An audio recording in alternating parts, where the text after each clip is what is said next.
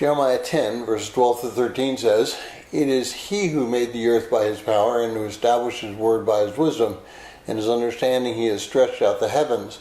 And when he utters his voice, there is a tumult of waters in the heavens, and he causes the clouds to ascend to the end of the earth, and he makes lightning for the rain, and he brings the wind from its storehouses."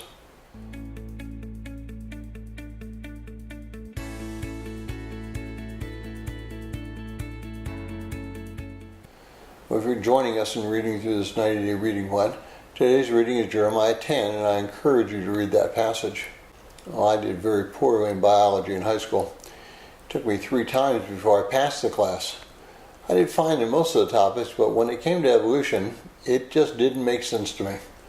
I was not a Christian at the time and had no other understanding to fall back on, but I just couldn't get my head around some of the things that they were teaching. Creation started to make sense when I found Christ and began a relationship with God through him. I could understand now how God could make the world and the complexity and not use evolution as a means to do it. I could understand that there was just certain things that were incomprehensible and had to be taken at face value rather than trying to fit into some scientific formula.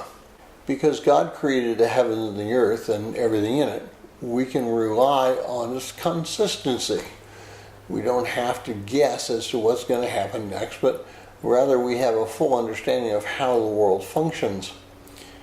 I was recently discussing creation with a couple of people, and as we focused on the fact that consistency is the key to understanding life, God was consistent when he created the heavens and the earth.